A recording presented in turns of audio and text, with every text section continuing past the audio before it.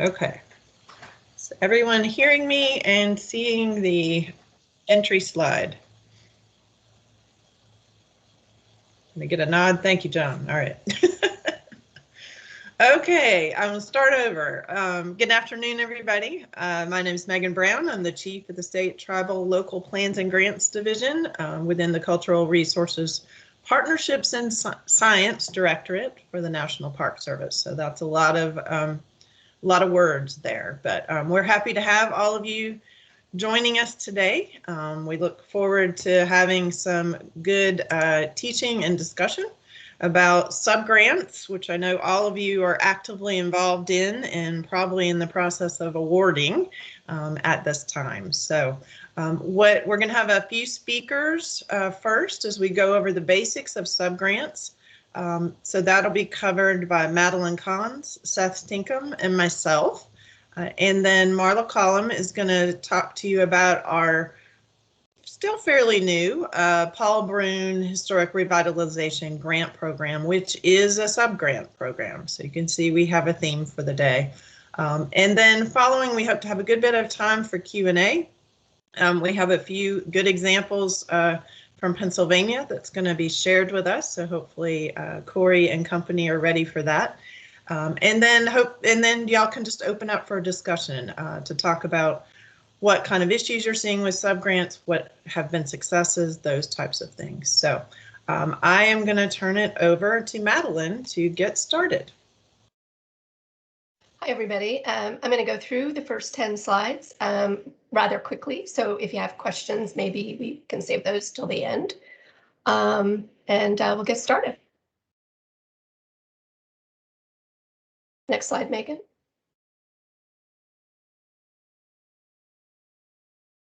Okay, when you're conducting a subgrant program, it's important to remember that you are now taking on the responsibility of assuring that federal requirements are being met. So that means you must familiarize yourself and check 3 authorities. We have them listed here: the Grant Agreement, 2 CFR 200, and the HPF manual. All 3 are needed, and they all have different requirements. First is the Grant Agreement, which will have specifics to the subgrant requirements. Second is 2 CFR 200, which are the federal rules for financial assistance grants, and that all federal agencies must follow, not just MPS. The third is the HPF grant manual, which is specific to HPF grants, and they may limit certain eligible costs and include other requirements not included in 2 CFR 200.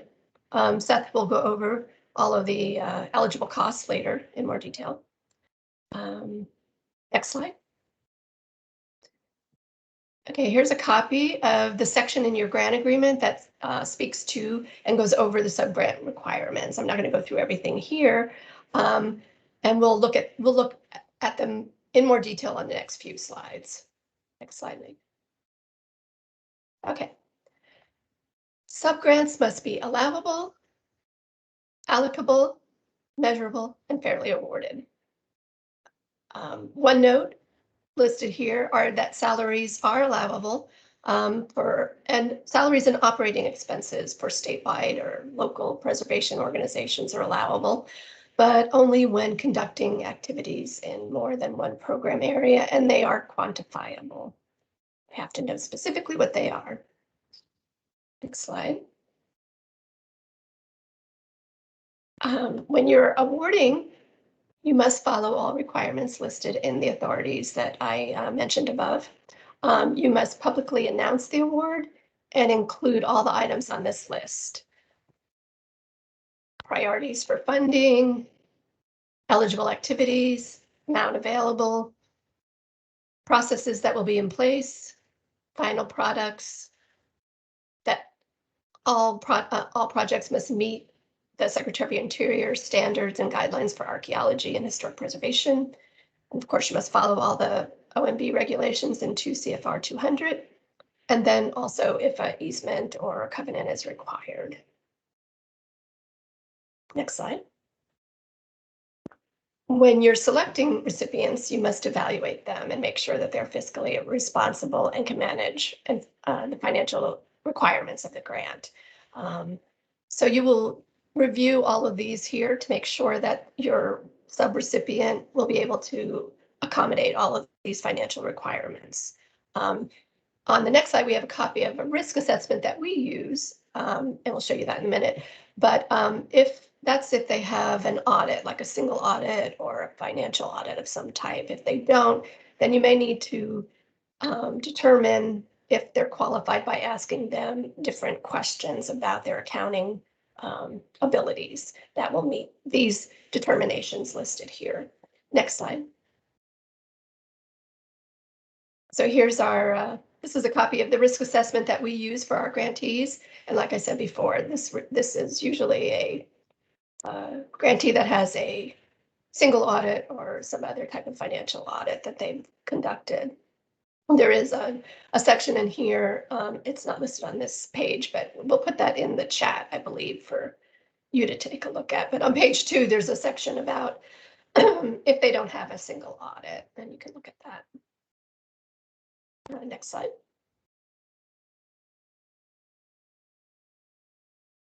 In your subgrant agreement, you must need, MPS will be reviewing subgrants at HPFOnline to make sure they comply with the following and that everything, oops, I'm sorry, I skipped.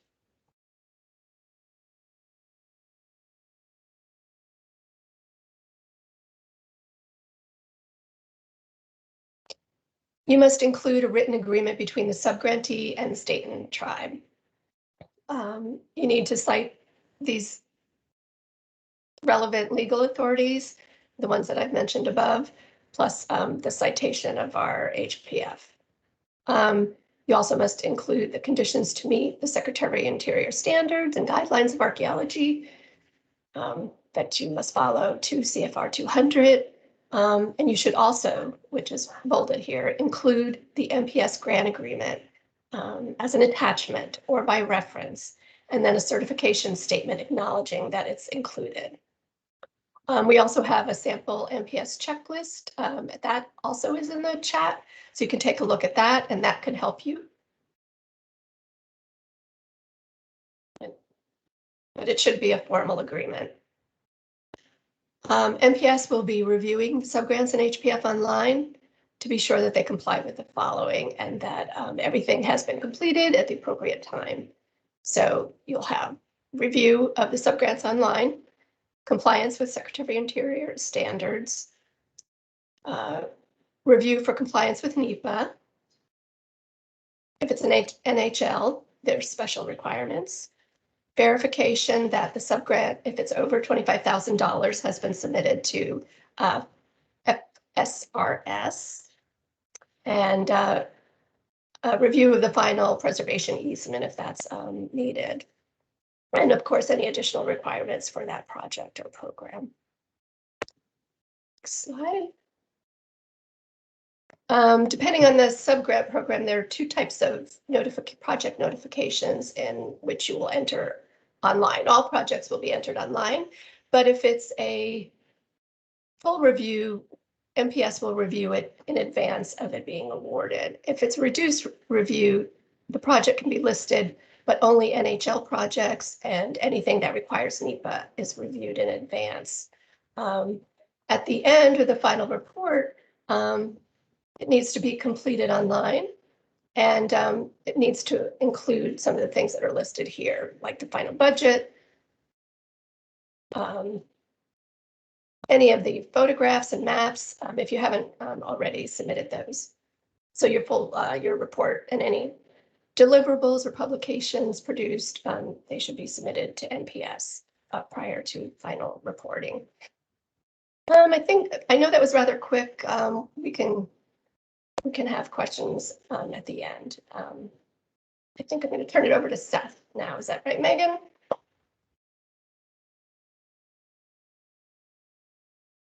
Okay, well, I'm going to go ahead and keep on keeping on. Thank you, Madeline. Good morning or good afternoon to folks joining us. So I'm going to talk about 4 different things: direct and indirect costs, allowable costs, and program income. Next slide, please. So I think this is usually pretty clear, but just a reminder that direct costs are defined in two places, both in Chapter 12, page 5 of the HPF grant manual, and also in 2 CFR 200 and Section 213. Direct costs are specifically attributable to an HPF project. So it is a readily assignable cost to something that you're doing. And Megan actually pasted in the definition there at the bottom of this screen. I'm going to move on from direct costs because that's usually pretty easy to figure out what that means. And now we're going to move on to indirect costs where things get, excuse me, a little bit more complicated. So indirect costs are things that are kind of fundamentally irreducible to any one specific subgrant or action, right? Are you able to tell us how many atoms or how many electrons of electricity you used to monitor a subgrant project? No, of course not. You're not able to do that. So those irreducible activities get rolled up as indirect costs. And the way that you're able to charge them against the grant is really one of three ways. The first way is to have a federally negotiated indirect cost rate. Another way is to elect to use the 10% de minimis rate, and I'll talk more about that in a second. Or the third way is just to not charge them at all. And when I'm talking about indirect costs, I want to make sure that it's very clear that I mean not only those that you incur as a state agency and are eligible to charge, but also those incurred by your subgrantees and contracts. And the reason that this is important is that the aggregate sum of administrative and indirect costs cannot exceed 25% of the total grant budget. So that means all indirect costs from subawardees, from your in-house activities, from contracts, and administrative costs as well, cannot exceed 25% of the sum of your federal share and your non-federal matching share. And that gets to be a bit tricky to monitor and keep track of. So I just want to raise that as a specific issue. The last thing that I wanted to say before we left this slide is that since about 2014, there's been something called the 10% de minimis rate that was created in 2 CFR 200, and actually the rules surrounding that were recently updated. But the important thing to remember about the 10% de minimis rate is that you have to be eligible to use it. And that eligibility is spelled out in 2 CFR 200. And also it is not a straight 10%. It is 10% de minimis rate, yes, but it's composed of something called modified total direct costs. So you can't just slap 10% of whatever a subaward is and say, oh, okay, that's going to be the indirect cost for that subgrant. That it's not, unfortunately, that easy. Next slide, please. So this is another excerpt of the grant agreement, similar to what Madeline showed before. However, this one is focused on the approved indirect rate. And the reason that we're showing this is what the grant agreement template that we use with your state looks like before we customize it.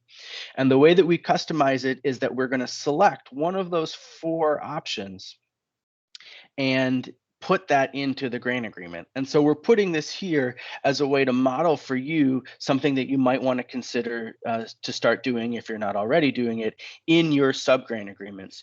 And the reason for that is that it explicitly indicates the recipient is not charging indirect costs. You are charging indirect costs. You're going with the 10% de minimis rate, or the subrecipient has a proposed rate that hasn't been finalized yet. Now, I will notice for that 4th one, that is for us and for our convenience, for our grants, kind of pre-filled out. That indicates that the negotiation of a rate is going to take place with the Department of the Interior. I don't want to get too much into the weeds of indirect costs, but I do just want to highlight for you that the way that a recipient or subrecipient determines what part of the federal government gives them their officially federally negotiated indirect cost rate is whatever federal agency gives them the most money. So for a municipality, that could be HUD, it could be HHS. It does not necessarily have to be to the Department of the Interior. The idea here is that you negotiate once with one federal agency that gives you the most money, and that rate is applicable any other time that you interact with the federal government. I know that's a little bit confusing, so I'm going to pause real quick just on this section to see if there are any questions.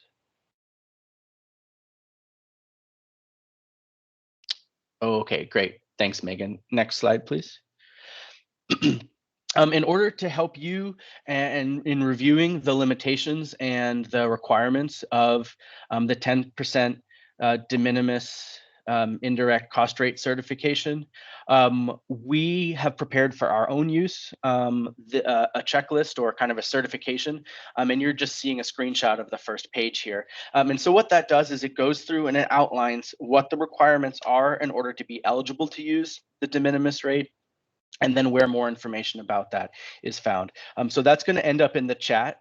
I just want to be clear, we developed this form for this worksheet for our own internal use, so that way we are able to track with our grantees. It's not a requirement that you use, but you may want to use it as a model for developing your own, should you have subgrantees that elect to charge the 10% de minimis rate. Next slide, please. All right, so moving on to allowable costs. There are a lot of them, and there are definitions and allowable costs that are spelled out in 2 CFR 200, and a helpful way to understand the difference between allowable costs in 2 CFR 200 versus those in Chapter 13 of the grant manual is to think of what's in 2 CFR 200 applies to all federal awards. The list of eligible or allowable costs gets slightly refined and made more specific to historic preservation and cultural resource management in the HPF grant manual. But both of those resources together need to be consulted if you ever have questions about what an allowable cost is. And of course, as you're constructing that, you also need to, not break your own state laws. So there's a bit of a layering system of what's going to end up and ultimately be allowable. All right, next slide, please. So this is another excerpt from the Prime Award, in other words, the grant agreement between your office and the National Park Service.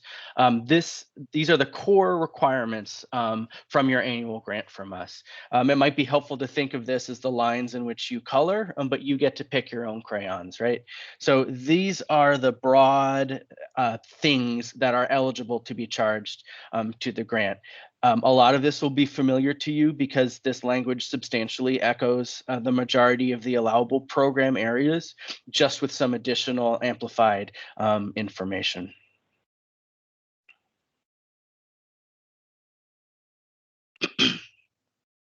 Oh, I forgot there was animation here. Well, that's exciting. So these are some frequently asked questions for allowable costs. It's really helpful to keep in mind that if we ask you or tell you you have to do something, that means it's an allowable cost, right? So a good example of that would be a project sign, an audit, or any required training. Again, here's this flag again about administrative costs and indirect costs. A reminder too is that for the past few years, there has been a clarified definition of administrative costs that has been attached to your grant agreement. So if you have not had the time to read through that, you may wish to read through that because it provides, again, additional clarity on what kinds of things are administrative costs. And that is important because it will apply not only to your prime award with us, but to any sub awards under your grant. Megan, could you click once more to bring up the compensation? And yeah, exactly, perfect. So just a reminder too that we do definitely accept the value of donated goods or services. You just need to be recording that properly. We do not have a centralized database or resource that we look to value volunteer hours. That's up to you to determine and charge appropriately. I think that's everything I wanted to say about that. Great. Great. So development costs, AKA construction, plus this will include ground disturbing archaeological work. So this slide and the next couple ones are kind of go through some specific costs. So again, development costs are allowed for listed resources, either as an NHL or in National Register listed. Equipment is an allowable cost. The dividing line between equipment and supplies is equipment has an acquisition cost greater than or equal to $5,000 and a useful life longer than 1 year. If you do intend to purchase equipment, you just need to give us a heads up ahead of time. Indirect costs, of course, are allowable, subject to the limitations that I discussed before. The next one is landscaping. I don't want to dwell on this too much because it's going to be fairly project specific, but just wanted to call out, since we do get a lot of questions about it, we do allow landscaping costs, but they're limited to kind of the 4 conditions outlined here. Also discussed, of course, in the grant manual, excuse me. But the important thing to remember is we're not going to pay for a new Japanese maple just because it looks nice or it scores you some lead points. We're paying for a historic, documented landscape, and that can include, you know, trees, plants, shrubs, but it's rooted, no pun intended, in the historic documentation, not what's gonna look good or add a swale just cause kind of thing. All right, next slide, please. Memberships, I think this is pretty clear and relatively uncontroversial, but they are allowed, of course. We want to make sure that they are directly related to achieving a benefit, though, right? And Nick Shippo is specifically allowed, but certainly not required. The only one that might regularly kind of be in the sphere of consideration, at least that I've seen, is Preservation Action. And unfortunately, due to the degree to which they engage in lobbying activities, they're not eligible as a membership cost. Consultant rates are allowable. I have updated this figure for 2021, but there is a maximum pay rate for that. So that's capped at 120% of a GS 15 step 10. In the federal government, there's a variety of pay scales. What we're interested here is the GS, the general schedule, 15, step 10, and again, it's 120% of that. There are some geographic refinements to what that would mean, and we can get into how to research that later if folks have any questions. And then the last thing is, of course, we can pay for some review board costs as well. All right, so we're coming up on my last few slides here. We just wanted to talk about one specific one, which is the project sign notification. Unfortunately, because we are the federal government and we have endeavored to make this as complicated as possible, this is unnaturally tricky. So we just wanted to take a second here, look at what is in the grant agreement, and then we'll move on to kind of some alternatives. The key thing to keep in mind here is that you do need to do a project sign for any development project. We do have a bit of flexibility for this if the project sign would endanger the site. And so what I always think of for this is an archaeological investigation. If calling out, hey, there's some work going on here, is going to be detrimental to the site, then we may be able to approve you to do something different in terms of having a project sign.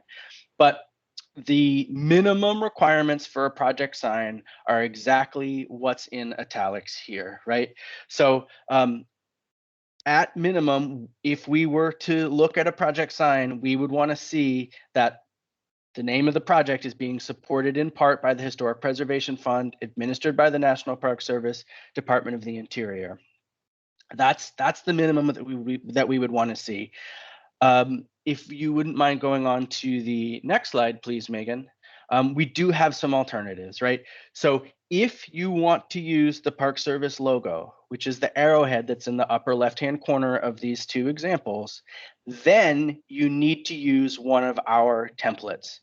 And in the lower right-hand corner of this slide, you can see that there is a design and construction of a new visitor center sample slide. So that is what the Park Service arrowhead template gets you.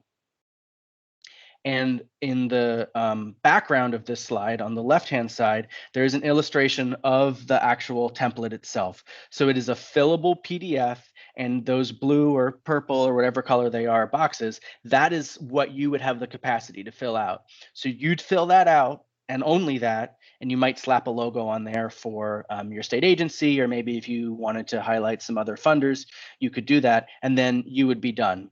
So we have this template available for your use. It can be made specific for a certified local government pass-through grant. If you don't have to use it, you may. It's designed to be printed on either vinyl, corrugated plastic, or aluminum.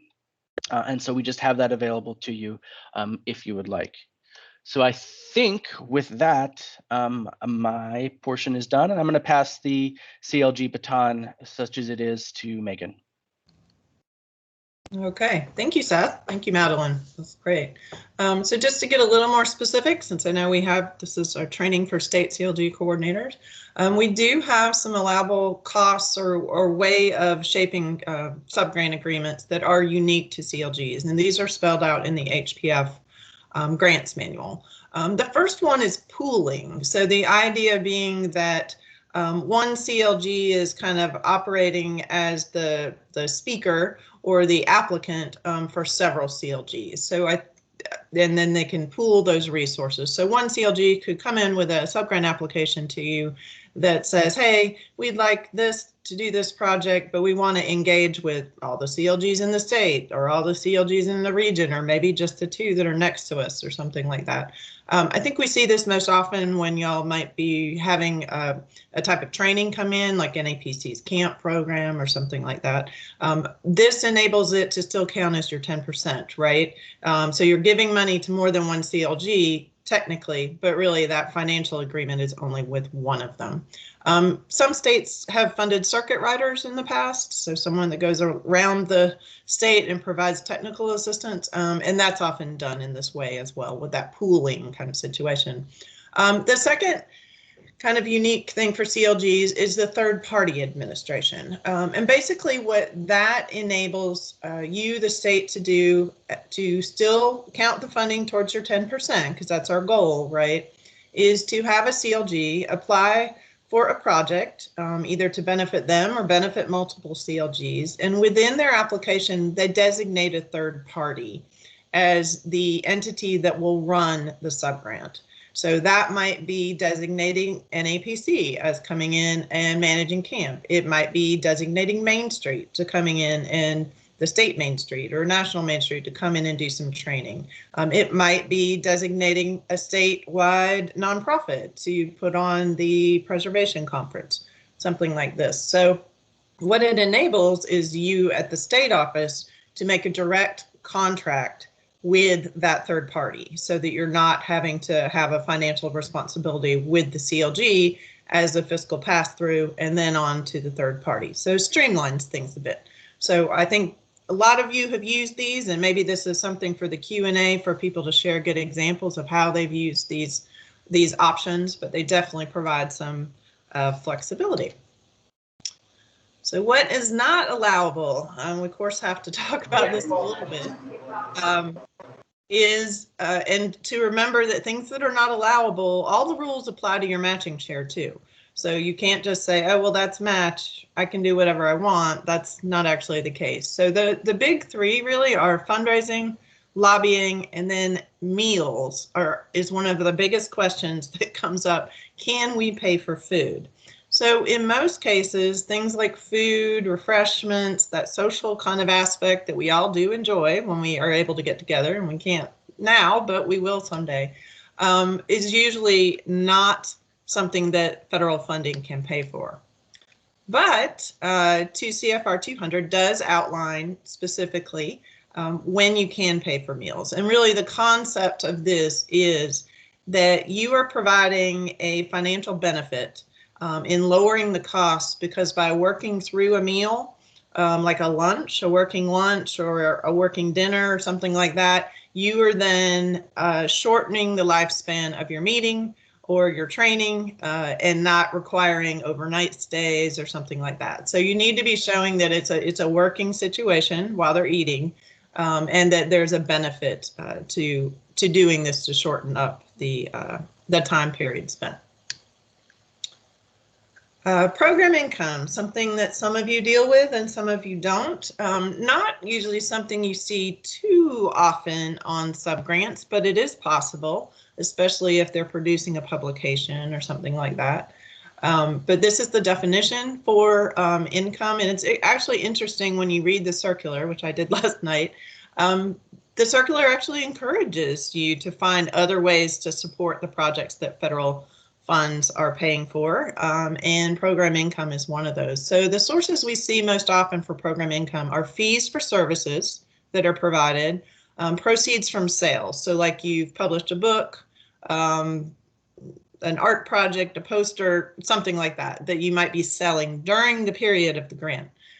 Usage or rental fees, maybe it's a historic site that your state manages and you rent that out for weddings, those types of things, patent or copyright royalties, and then registration fees. So say you are sponsoring your state preservation conference and you are charging a fee to come to that conference, and those fees make a profit, so it doesn't just cover your expenses, then that would be considered program income. And that's actually an example that we've run into a few times before, so something to be aware of.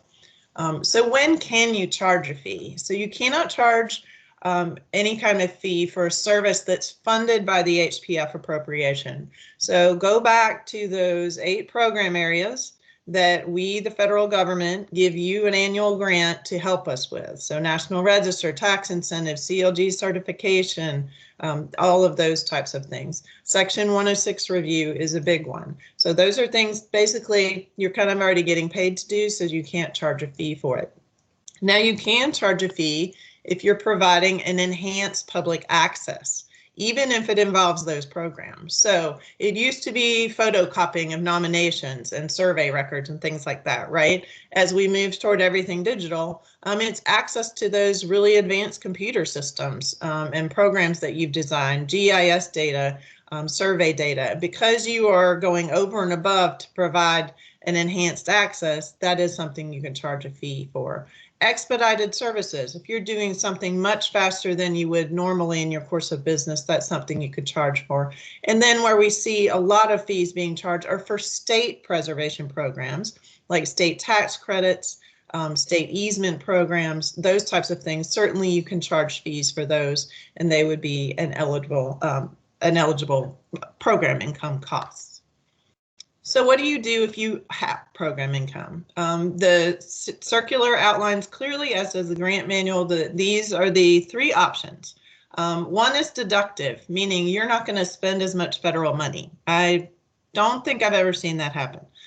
The second is cost sharing or match alternative. So you're using it as income to finance that non-federal share. And as states, you are required by statute to match the HPF annual money 40%. So a lot of states, we may see them coming in with their income from their state tax credit fees and using that as match. You might see that happening maybe if you do sponsor a conference that a CLG puts on and they charge registration fees, and they then use those as their match to their CLG grant if you require it. Probably the most, and the second most common way we see it is additional cost. So you take on additional items of work as part of the project in order to spend that program income. One thing to be conscious of, though, and especially when it comes to a larger state grant, is you do need to be spending that program income first. So do be aware of that. It's not something that can just get carried over and linger on past the point of the grant. It does have to be kind of dealt with. Now, in that same vein, if you incur program income, say on a publication that you produce with a grant project after the end date, that's not considered program income anymore because the grant is over and has been closed. So if you are still have royalties or something coming in after the life of the grant, then that is yours to keep and do with as you like. You do need to project any program income you're anticipating in your 424 when you do your application to us, and you do need to report that on the SF 425s. And then, so it's just keeping track of are those CLG grants making any program income coupled with yours, and what kind of alternative you're choosing to use. And you'll need to let us know how you're planning to use it. Okay, so we are at the question phase, and I think we can either put them in the chat, or you guys can come off mute or raise your hand and we can call on you. But we've covered a lot of information, and I have a feeling there may be some questions. Does anyone need more information on how to raise their hand? Oh, sorry. Yes. There's a, you can do all kinds of things. You can clap now, you can wave, you can raise your hand. So, Johnny, can you help me figure out who's got their hands up? Looks like I see a hand from Katrina. Hi, Megan. Hi. I already wrote down a couple questions. So one of my questions right now that I'm dealing with is a subgrant program. We have a Paul Bruhn subgrant program. We just received all of our applications. We got 62 applications. And we've done our risk assessment, and about a quarter of them are what we consider low risk, about half of them are medium, and then the bottom quarter are high risk or not eligible. So I'm wondering, do I have to have my grant committee rank and review all of them, or just the top ones that met the low risk category? Because even if they funded all of those, we would run out of funding. So I'll give you an example of how we handle our competitive grants. Our Paul Bruhn program also is very popular. And Marla actually should be the one speaking to this, but we can get upwards of 140 applications for it. We know we're only going to have funding to fund about 10 or 11 grants.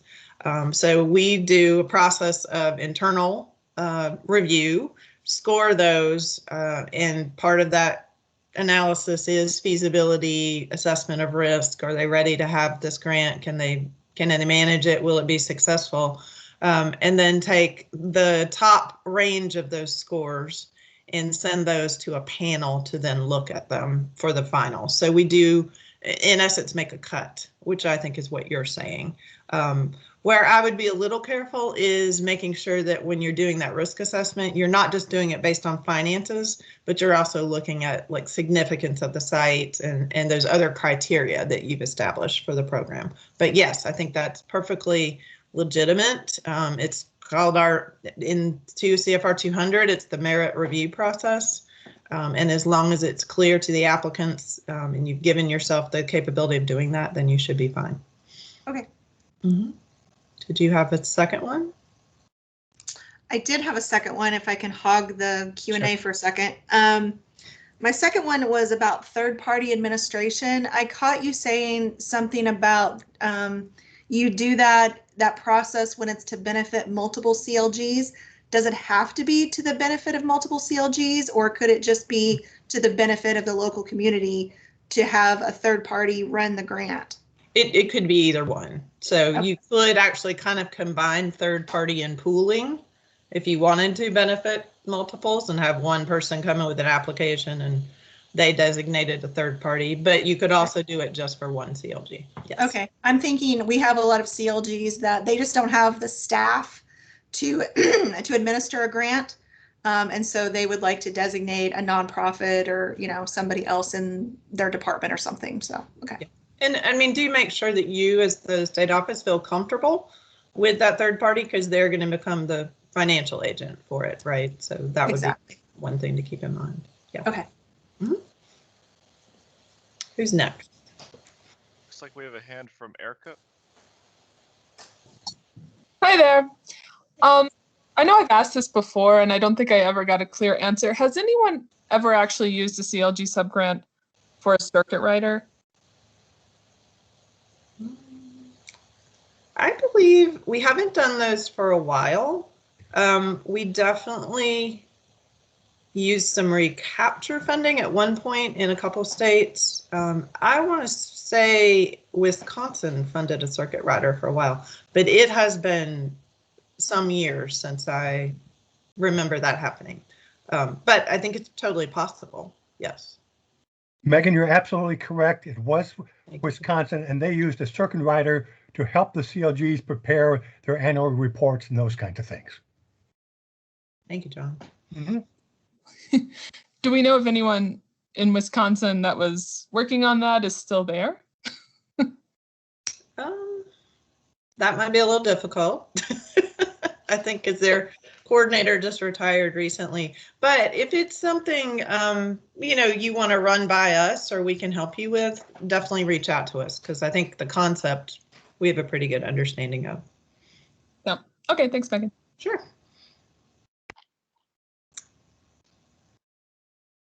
Looks like Renee. From Renee, yep.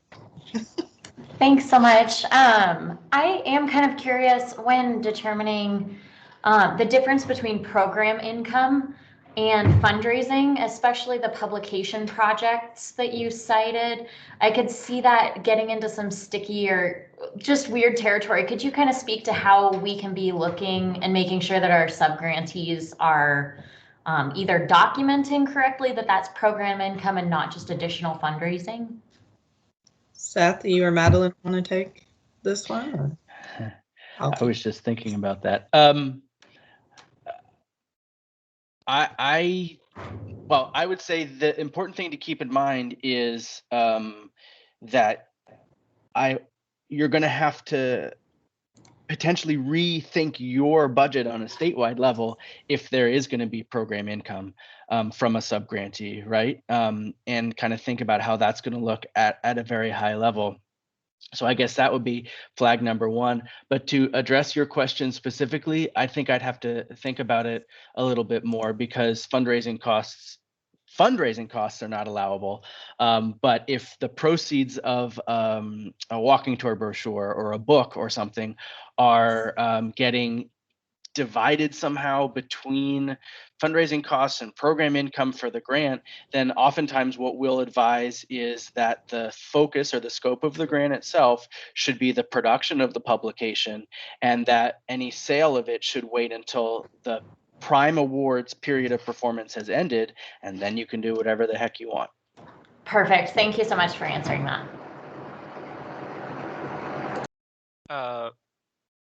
Maria?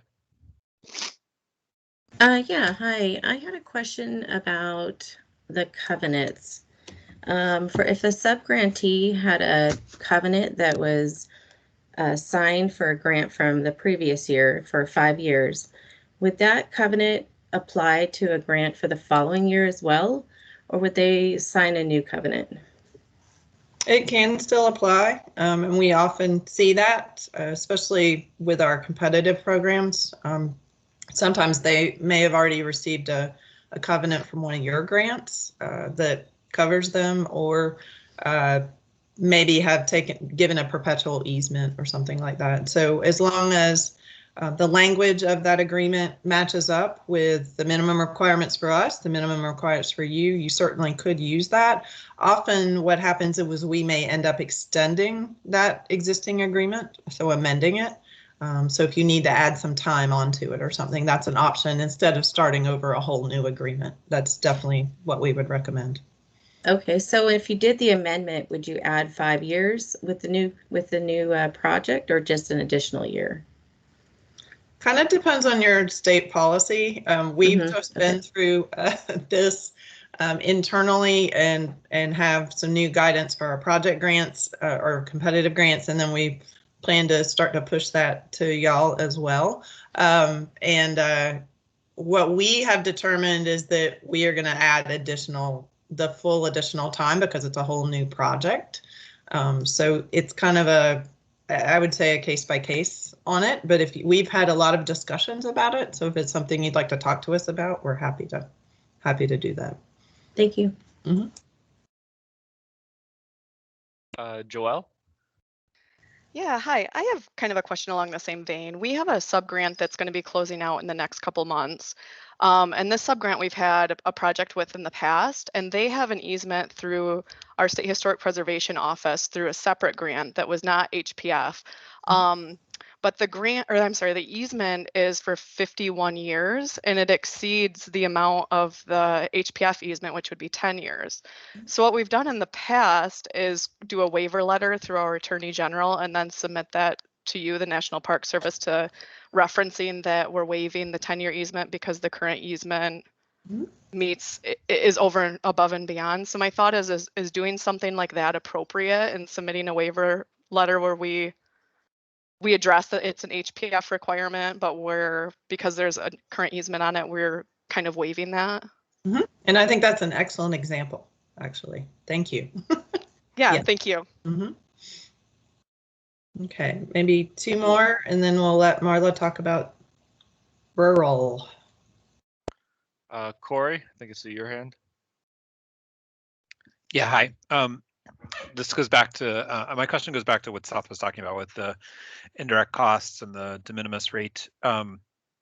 Is it your, I guess, recommendation that we have each of the subgrantees elect their specific rate, each time? And do we actually even have to a rate basis each time? And do we have to even provide that if they decline, if they don't wish to claim that, like a 10% rate? I've got a couple of CLGs that have kind of pushed back and said, like, we don't, just put that money towards the budget. We don't even really want to claim that.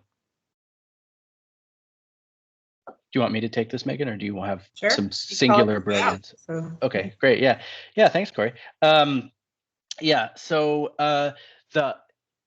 if you have a federally negotiated rate, or you've elected to do the 10% de minimis rate, whether or not you want to charge it to a grant is at their, or a subaward is at their option. So let me say that differently. It's up to them. However, if they have a federally negotiated rate, you must accept it. If they don't and want to do the 10% de minimis, then you need to accept that. But if they have either one of those but don't want to use them, then that's okay too. Am I saying that in a way that makes sense and answers your question? Yes. Okay. all right, one more, and then on to rural. Joelle, do you have another question, or is that an older hand? I'm not good at technology. No Sorry. worries. Okay, I have the power to lower your hand for you. Okay, there you go. Okay, looks like hands are down. All right, so I'm going to turn this over to Marla to talk about our Paul Bruhn program. Hi, everyone. We've heard that recently called a legacy hand, and I thought that was a great term. If you have your hand up and you forget to put it down, it's a legacy hand. I'm Marla Collum. I'm the program lead for our Paul Bruhn Historic Revitalization Grants Program. I was really pleased to see so many of you on the call today who are very familiar with this program because you are current grantees of the program. You've designed and you're administering your own subgrant program. I wanted to take a little bit of time to walk through this program, which is one of our competitive grant programs. It's specifically for rural communities. And this is very timely because we are currently accepting applications right now for the next round of funding. Those applications are due on May 12th. So I just wanted to make sure that you're all aware of this program because as a SHPO, you can apply. You can also please recommend this to your CLGs because they are also eligible to apply. And it's a really, really great way for them to bring funding and resources such as technical assistance to their local communities. So we're looking for strong partner organizations that will design and administer their own program. There's a lot of latitude, as many of you know. We're looking to you to tell us what are those disparities, what are the underserved regions in your state, for example, or what what is that specific need that you're not able to fill, but you are constantly, for example, hearing about from your constituents, so to speak. So the program supports physical preservation of National Register and eligible properties. So if you're the prime grantee, you can make subgrants to eligible properties. And this program can also be a really great vehicle to fund the nomination process, the preparation of a National Register nomination for those subject properties as well. So the photo we have here is a commercial property in Donaldsonville, Louisiana. And this is part of the subgrant program that was created and is being managed by the Louisiana Main Street program. So this building will be receiving some structural work, window repair, plumbing, electrical upgrades, things like that, those types of work items. Next slide.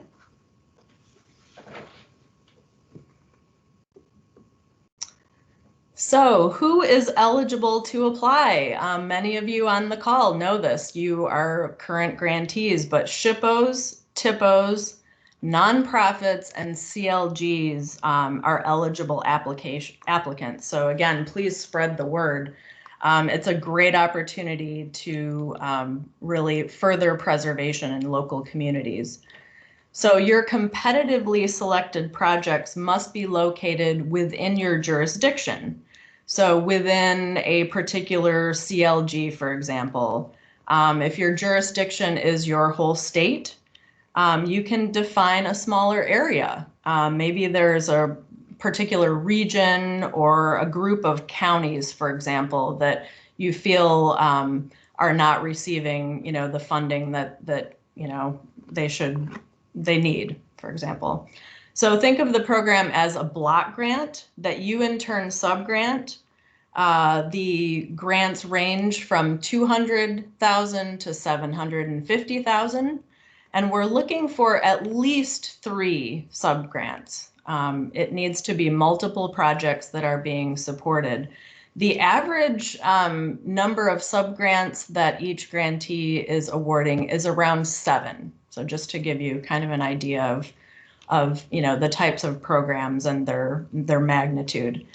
So we've seen prime grantees award $5,000 for very basic repairs, up to $250,000 for much larger projects. So it really depends on the program that you design and the types of projects that you want to support and where you feel you'll have the most impact. The average subgrant that we're seeing is around $50,000. So you can do quite a bit with that amount. In our upcoming round, again, as I mentioned, applications due May 12th, we will have 7.5 million. This is for FY20. So you'll see that that's a pretty generous increase from the previous 2 rounds where the appropriation was 5 million. So keep that in mind. We'll be looking for a larger, cohort of grantees to develop their own subgrant programs. This photo is from Vail, Oregon. It's the Rex Theater. And I saw Curry Gill is on the call. This is her program. And we're really, I cite this program all the time because it was a really interesting approach of focusing on historic theaters. These are kind of the core of these communities in rural downtowns of Oregon. And so a really interesting mix of projects that all focus on the needs of historic theaters. So you can focus on a particular building type or use. You can have a focus on your program, such as improvements like energy efficiency. We've seen improvements to the building's systems, heating and cooling, electrical, but also safety improvements such as fire suppression, security upgrades, anything that keeps that property viable and in use. So next slide. So first and foremost, this is a program for rural communities. The census defines that as a population of 50,000 or less. You can restrict that further if you feel like those are the types of communities that you want to direct this funding to. For example, in Vermont, they restricted their program to 7,500 population or less. So it really depends on, kind of those universe of communities that you're looking for and the types of resources that they have. This mercantile in Augusta, Montana, I saw Pete is on the call from Montana. This is his program. And the population of Augusta is 364 people. So I thought that was a really great statistic to cite that, there are just great resources in every corner of your state. So it's up to your discretion if you want to narrow the pool of potential applicants. Note that projects do need to have an economic development component. So think about the projects that will support small business, particularly in the era of COVID. What can we do to help those business owners adapt or, beautify their building, make it more welcoming for when they're able to, be fully running again. Are you putting vacant properties back on the tax rolls and putting them back into use? That's a wonderful goal of the program. Or maybe you're promoting tourism, for example. So there's lots of different ways that you can make an argument for economic development. Like all of our competitive programs, some of the funding can support pre-development work, such as engineering or architecture fees, but the main focus does need to be physical improvements. So we want this funding to support much more than the planning efforts. So they need to be, shovel ready, to use a very overused term. No match is required, although that's always a competitive factor. So the prime grantee could provide match if they're able to, or you could, so to speak, pass that on to your subgrantees. Maybe they're required to submit or provide a match. And so that's really, again, up to your discretion. Do you think that that is something that your subgrantees can bear? It really depends on your kind of read on these types of projects. But just to let you know that so far in the first year of the program, we're seeing that the subgrantees are significantly overmatching the federal award. About approximately 3.5 million has been awarded to date, and all of those subgrantees combined have matched that with over 9 million. So we're often kind of kickstarting a project or providing a good incentive. Maybe it's a project that, just needed a little bit of a push to get off the ground. So again, up to you if you want to require that. We can talk about different models that have been used for that. Sometimes it's based on the population, smaller population, smaller match required. We've seen different types of models like that I'd be happy to talk about. So then the next slide, I wanted to mention one kind of unique feature currently about our program is that the Park Service is responsible for 106 NEPA and Section 110 related to National Historic Landmarks. So projects do need to be reviewed and approved by our office. We're currently working on developing a programmatic agreement that would potentially, if a SHPO chooses, would allow us to delegate that authority to them to do the 106. But I just wanted to point out that that is a difference, that as of right now, the Park Service is responsible for doing those reviews. A couple more projects. This is the Hotel Lincoln in Harrington, Washington. And then also the Randolph County Jail in Beverly, West Virginia, built in 1841. And what I love about the former county jail is that there will be shops on the first floor, this is the plan, and lodging above. So kind of an interesting place to stay. Next slide. So I just wanted to give a brief overview of our subgrant program that offers a great deal of latitude on how it can be structured, what types of projects can be funded. So strong programs are managed by strong organizations. So think about, those high functioning CLGs that might be able to take on the management and administration of a subgrant program. Great way to, again, further preservation in those communities. It's also a good application when they have a strong sense and, hopefully data to back up the claim of what is the need, what is not being addressed, and how would this program fill that gap. So projects can be transformative visually, such as this commercial building in Elkin, North Carolina, or the project could be a little less visually noticeable, such as the systems that we talked about, the plumbing, the electrical, the roof. So it brings a wide variety of improvements and funding to these projects, depending because so many buildings have so many different needs that could be addressed.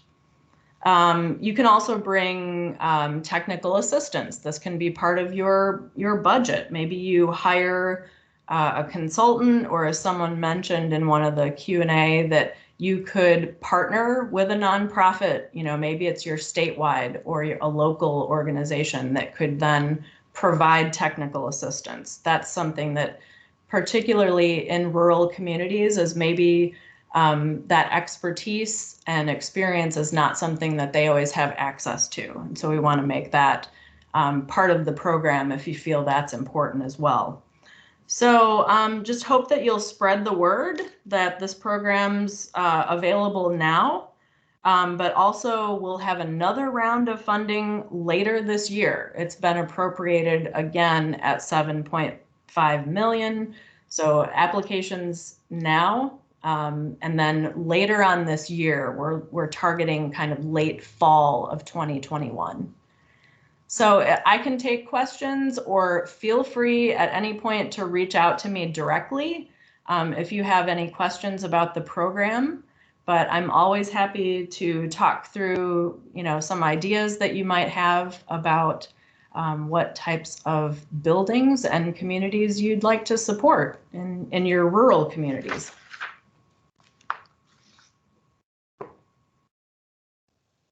Thank you, Marla. That was great. Oh, I'm not going. Does anyone have any quick, immediate questions for Marla?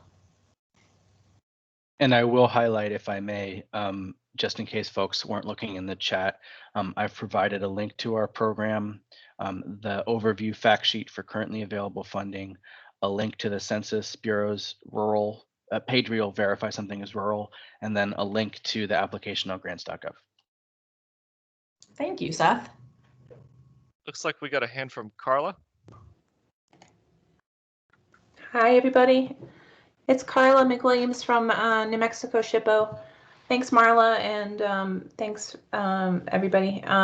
Just my question is this, is that I've had lots of conversations about the Paul Bruhn opportunity with various entities, and one of the challenges, I was talking to another entity yesterday that's a Main Street group and was interested in moving ahead, but the sticking point for them is someone to hold the easement. Us as SHPO is not able to do that. We no longer have an active statewide. So if there's any suggestions on that front, I'd be interested to hear them. Yeah, there have been some challenges with that. Naturally, the SHPO is always our first choice. It's one of those program areas that you should be fulfilling if you're able. But for example, I know that the Main Street organization has found a local nonprofit with a preservation mission that is interested in holding those easements. So it's really kind of a case-by-case basis, who's capable of monitoring and holding those easements.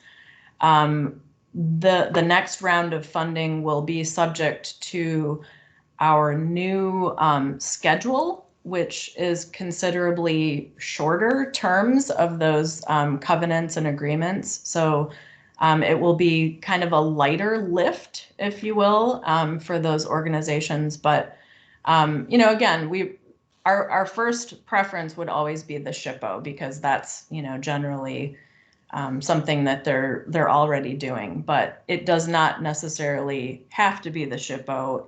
If there are extenuating circumstances, we can look elsewhere for another entity to hold those. Megan, did you have anything else to add to that? No, you've covered it. Yeah. Okay. All right. Well, let's move on to our Q&A portion. I mean, we've had some Q&A, but I want to let Corey share his screen, and I think he's going to talk to us a little bit about some interesting, insightful changes to the Pennsylvania CLG program that I think may speak to some of the issues that a lot of you have. So Corey, I will let you take over. Thanks, Megan. Insightful. I'm going to experimental. them as experimental. And the jury is out as to whether these are actually going to be help solve some of our problems. But yeah, Megan asked me to share a little bit about the changes that we've made to our contracting process, as well as some of the subgrant programmatic opportunities that those changes have brought about. So I just put a couple of slides together here to keep my thoughts organized. Let me get those. Let me get that up here. Oh, that is not. Well, I can do it that way. We can see the slide. It's not in presenter view. Okay, I'm getting there. Alternatively, we can just hop into your inbox and group answer a couple of emails for you if you want. Yeah, you want to do that? Sure. Mike. So, all right, let's let me just.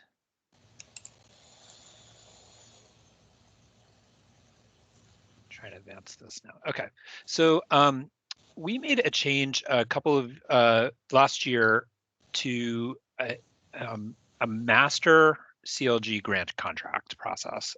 So this was actually done at the suggestion of our finance and administration director for our agency, who had come from a different state agency. And when we were complaining to him about how long it was taking to get the subgrant agreements signed by the 6 different parties that needed to sign them, he said, well, why don't you try this master contract system that other agencies use for things like their LIHEAP, which is the Low Income Home Energy Assistance Program, and other pass-through funds that may have multiple awards of that overlap time periods and are varying amounts. So he helped us develop this kind of 5-year umbrella contract that we asked all of our CLGs to put in place to sign for $0. That lasts until December 31st, 2024, and we picked a date for all of them to expire on the same deadline so that we could track and manage the renewal process more easily instead of on some sort of rolling schedule. We wanted everybody to be in a cohort that we could manage collectively. So the contract has all of the terms and conditions from the state and federal perspective spelled out in it. It has a lot of the same boilerplate language that was in the sort of very project specific agreements, and it's signed by all of these people here: the CLG, our SHPO, our agency lawyer, the governor's lawyer, the attorney general, and then finally the comptroller. So it is and those were all of the people that were signing all of our project-specific agreements as well. But what it doesn't do is it doesn't specify a dollar amount or a specific project or scope of work attached to that contract. It just says we may give you money from time to time from this program, and when we do, it will be subject to these terms, and we will tell you what the specific scope, budget, matching requirements are for that project via a different vehicle called a funding release when the time comes. When the comptroller, as the last party to sign that master contract, then creates a kind of an earmark in their accounting system with a number for that contract, and says that earmark is worth $0 at the start. And then each time we award a project, a grant through a subgrant round, we create a fund release that again spells out all of the scope and budget items specific to that project. And that only needs to be signed then by our SHPO, our agency's lawyer, and the comptroller. So it takes 3 of the parties out of the equation and has reduced the amount of time it takes to actually get that, project going to sometimes less than 30 days. So it went from sometimes 4 months down to 30 days to actually get the signatures in place for this most recent round. So in one case, it was actually less than a week, largely because the first 2 people on this list here, the SHPO and our agency counsel, they're in offices next to each other. So it's 2 people in the same building. And now that we've moved to an all electronic signature process and paper doesn't need to move around Harrisburg in big interoffice folders, that has also really moved things along quickly. So when the comptroller signs this fund release that specifies that we're giving them, that CLG $20,000, they change that 0 to 20,000. So they've already created that number. And the fund release then, as I said, has a reference to the specific HPF contract that they're taking that money out of. And they're just kind of putting it in this other bucket, specific to that CLG. So the upsides to this is it has reduced our signature process by, as I said, by eliminating 60 to 90 days that it took to actually get a contract executed. Because of that, it's allowed us, as you'll hear in just a second, to think about making multiple awards for smaller amounts simultaneously. Before, it just wasn't worth going through the effort to give CLG grants for small dollar amounts. We really preferenced big projects because the contracting burden was so high. But this has kind of freed us up to think a little bit more creatively about how we use the subgrant money that we have available. The contracts are then sent as part of the certification process. We actually have a number of new CLGs coming on board, and we send this as part of their kind of orientation packet. Like, just sign this because you'll want it eventually. Trust us. The downside is we did go through this with we have 45 CLGs. We went through it with all of them last year and said, hey, sign this. Again, you may not have a grant with us right now, but you may want one in the future. So just do it.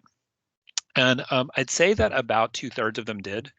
The others who did not sign the master contract were not very active in pursuing grant opportunities anyway. So we'll just sort of tackle that when it comes time if they express interest.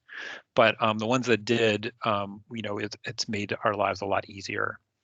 But it was a lot of explaining to do. The other downside is there's a lot of codes, at least in our system, to keep track of. Like, I don't know how many different numbers and fund codes there are for me to make sure get correlated correctly on all the paperwork, but there are a lot of them. So that's kind of ticked up a little bit in this process. And you know, the biggest thing has been we've just had to kind of rebirth all of the paperwork that we use to administer our grants. So new forms, new procedures, as well as kind of just a kind of a reorientation or reprogramming of our fiscal staff in particular, saying, you know, we'd like to do it this way, and here's what this means for you.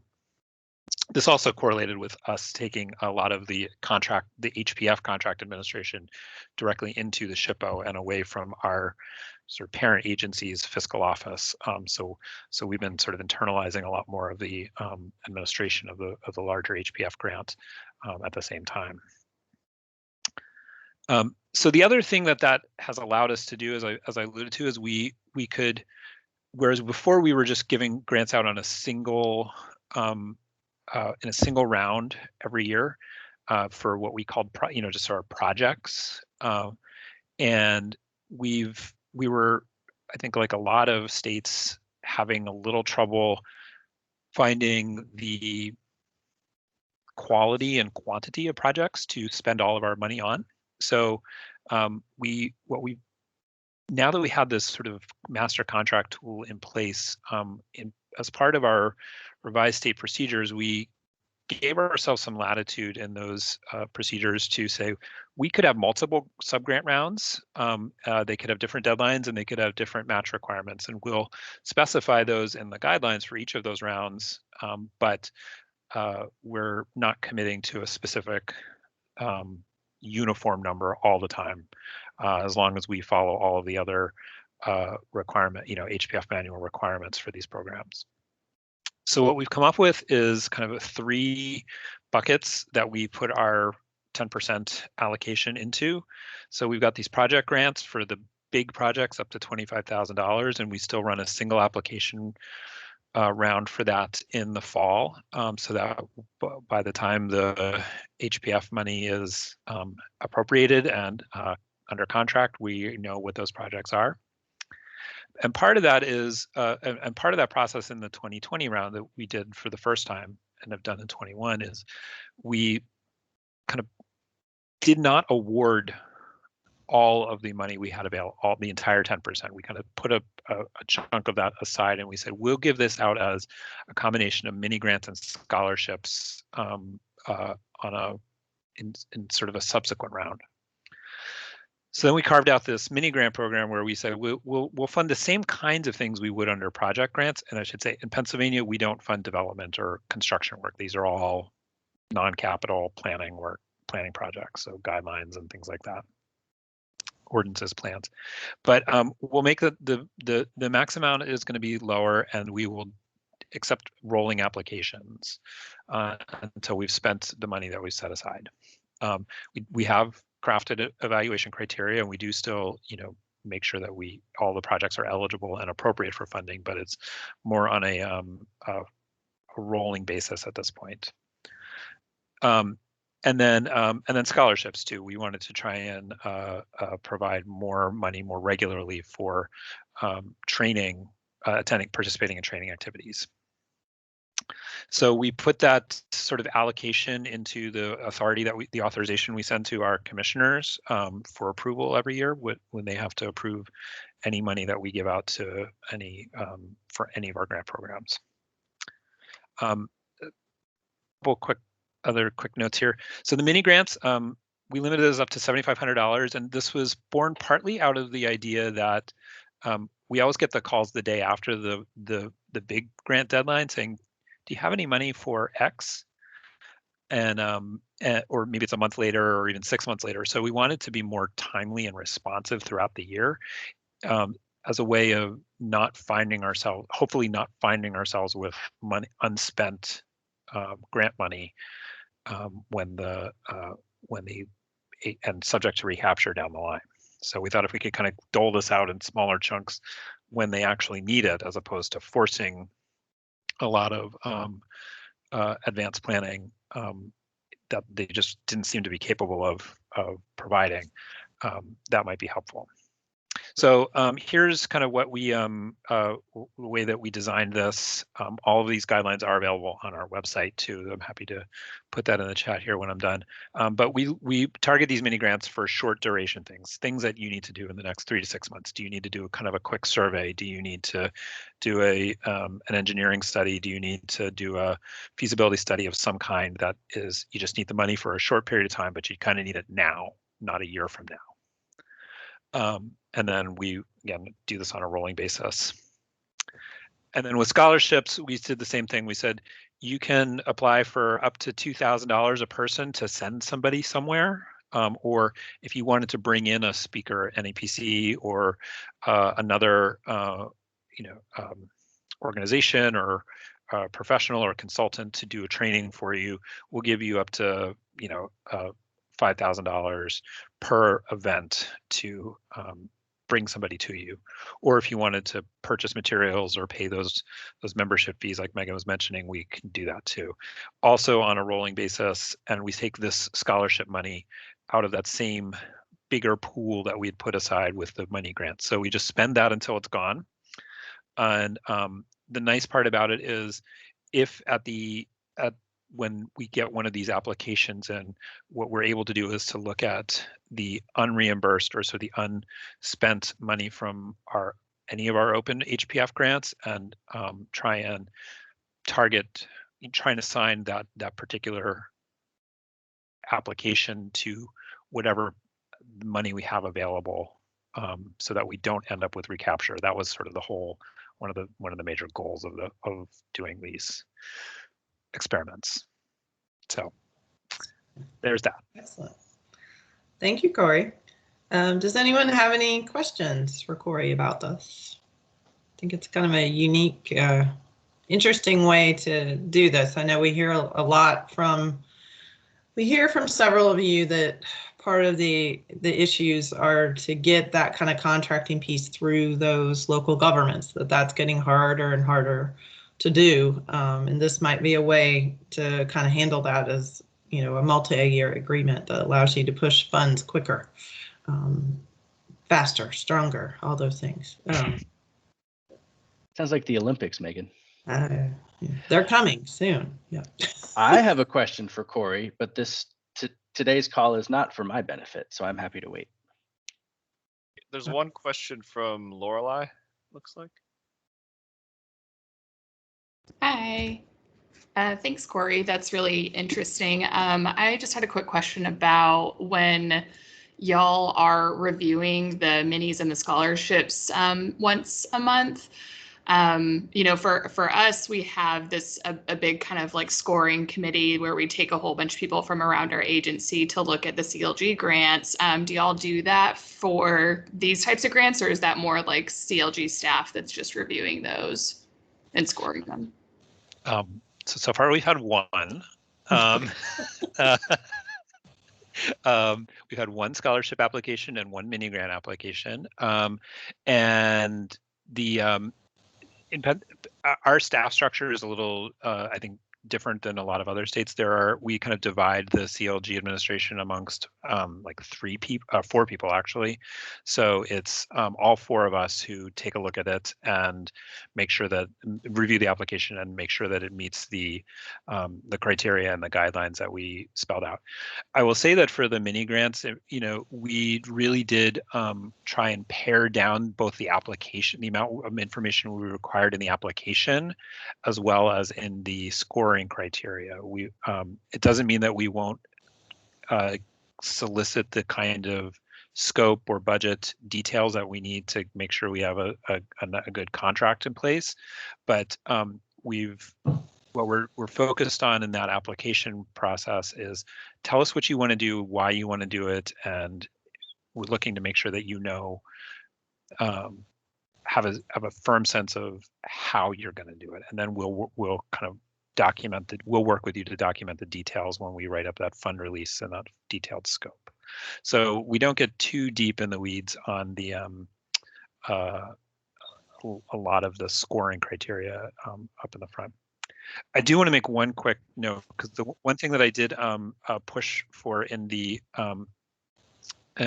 mini grant guidelines is we don't evaluate or consider even really ask for any whether they have a match commitment up front. We do require match, but we did not say you had to come into the application with that already secured, and said, because I'm almost treating this as a little bit like venture capital. Like we have a couple, like government money likes to be the last dollar in typically. We like to make sure that it's going to happen. But what we're finding is it's hard to entice particularly local governments to commit precious dollars speculatively. So we're trying to see if this changes the narrative by saying, or changes the conversation in these communities where we say, if we promise to give you $5,000, can you go find the other $1,000 that you need to do this project? And if you take a letter from me that says, I promise to give you $5,000 if somebody else gives you $1,000, is that other person more likely to actually give you that $1,000? They're not going to promise. They're not going to give it to you. They're not going to promise it to you up front, and so that you can ask me for $5. But if I give you $5 and they give you $1,000, will they be more willing to give you $1,000?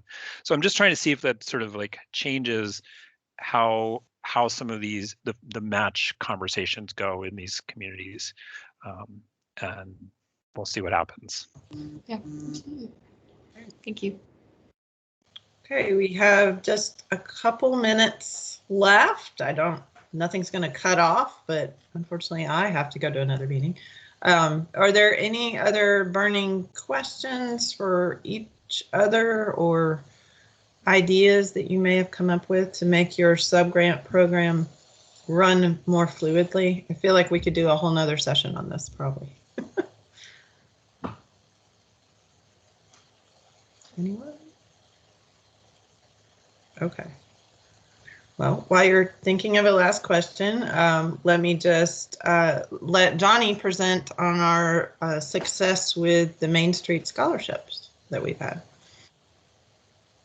Yeah, I just wanted to say we got, for Main Street Now 2021, we were shooting for 90 scholarships to hand out. We actually got around 96, and we were able to squeeze those last 6 into the program as well. So thank you for spreading that information around. It looks like we got a pretty good distribution of CLGs from states everywhere who applied for the scholarship, and everyone got it basically. So yeah, thanks.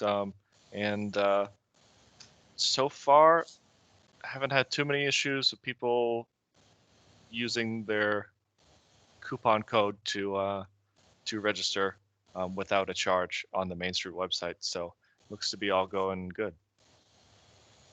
And Jean, it looks like you have a question. I just wanted to give a quick update on, sorry, there's a video, on the webinars that we're going to be offering once a month.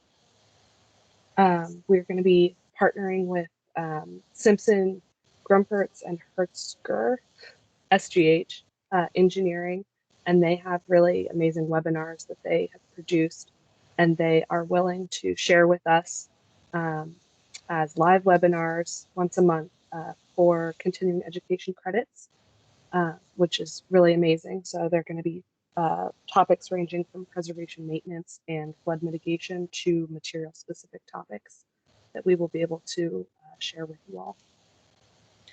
So this is an exciting new event that we just figured out last week, I think, and we'll be able to offer, I think, at least 6 months of these, right, Jean?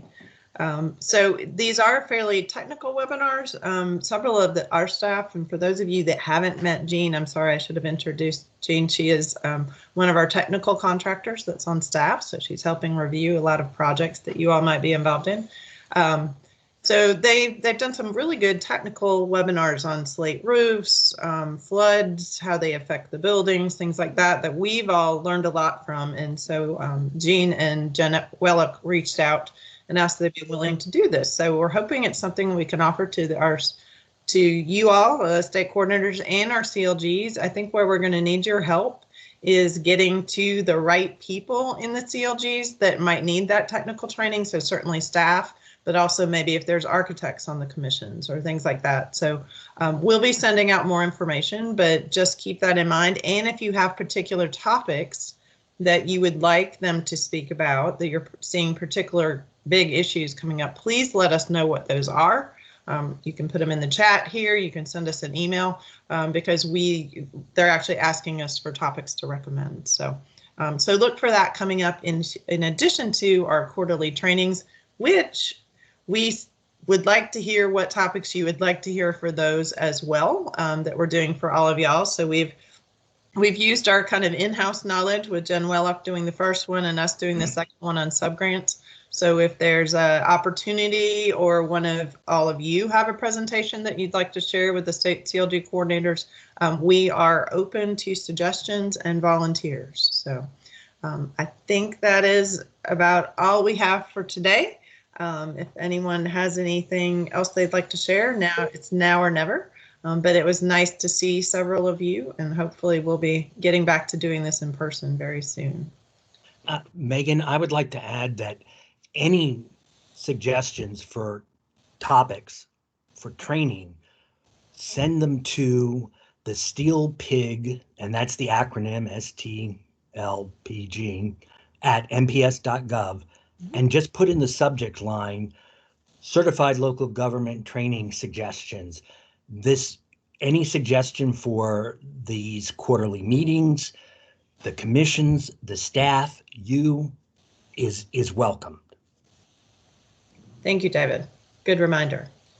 All right. Well, thank you, all of you. Hopefully it was a good 90 minutes. And if it spurs further questions, you know how to find us, always to that main inbox, and that'll get to the CLG team or your grant manager or whomever you need. So thank you and have a great afternoon, and everyone stay safe and healthy until we get to see you in person.